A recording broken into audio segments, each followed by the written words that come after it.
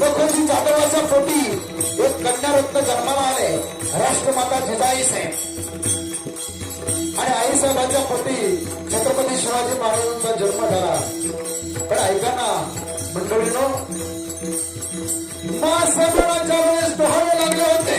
विचारलं महासाहेब तुम्हाला खाण्यापिण्याचे डोहाळे आहेत का महासाहेब? अरे कळवण्या स्वराज्याच्या ऋणाराजे राष्ट्रमाता जिजाई साहेब म्हणतात आम्हाला खाण्यापिण्याचे डोहाळे नाही. आम्हाला वाटतं घोड्यावरती बसावं, हातामध्ये संसर घ्यावे, हातामध्ये तलवार घ्यावी आणि दुश्मनाचं सूर्य एका बाजूला करावं आणि दुश्मनाचं धड एका बाजूला करावं. राष्ट्रमाता जिजाई साहेब आई तुळजापूरच्या भवानी मातेच्या मंदिरामुळे जातात आणि देवीला नवस घालतात, साखर मागतात की जगदंबे या जगामध्ये चाललेला अन्याय, अत्याचार, बलात्कार माझ्या डोळ्याला सहन होत नाही. जगदंबे माझ्या प्रती असा मुलगा जन्माला घाल तुझ्याने महाराष्ट्राच्या मातीची पोष पवित्र केली पाहिजे. आपला पकड जाती कधी करून स्वराज्य निर्माण करणारा राजा माझ्या पोटी जन्माला घाल. जीवनामध्ये वारकरी संप्रदायाचं तत्वज्ञान जपणारा राजा माझ्या पोटी जन्माला घाल. आणि डोळ्याने दिसणाऱ्या कोणत्याही स्त्रीला आई म्हणणारा राजा माझ्या पोटी जन्माला घाल हे त्या आईचं मागणं होतं. अरे शुक्रवारी दिवशी ते मुंबई किनारे सोहळा पडलाय आणि 19 फेब्रुवारी 1630 रोजी चांदा राजा शिवछत्रपती जन्माला आले. नाव ठेवण्यात आलं सी वा जी. शिवाजी म्हणजे काहीतरी आहे का? श्री म्हणजे श्रीवान राजा, व म्हणजे वाघाचा काळीच असणारा राजा आणि जी म्हणजे जीवाला जीवदान देणारा राजा शिवाजी. राजाचे ऐका, छत्रपती शिवाजी महाराज, धर्मवीर संभाजी महाराज जर झाले नसते ना तर आपण आज कीर्तन सुद्धा नसतो करू शकलो बाबा.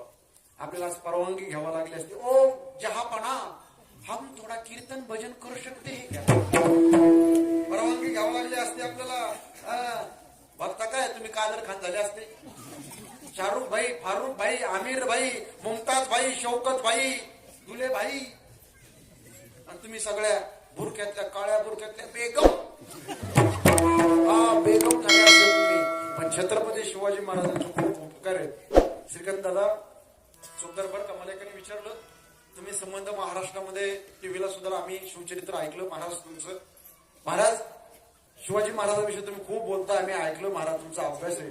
पण महाराज शिवाजी महाराज तुमचे देव होते का? त्याला मी दिलेलं उत्तर ऐका.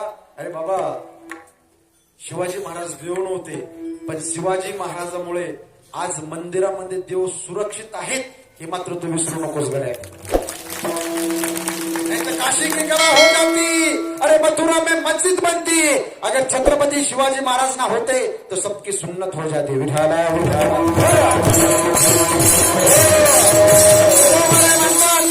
माझं जे परमार्थिक जीवन आहे ते साधू संतांच्या संगतीमध्ये केव्हाही चांगलं आहे. अभंगाचं शेवट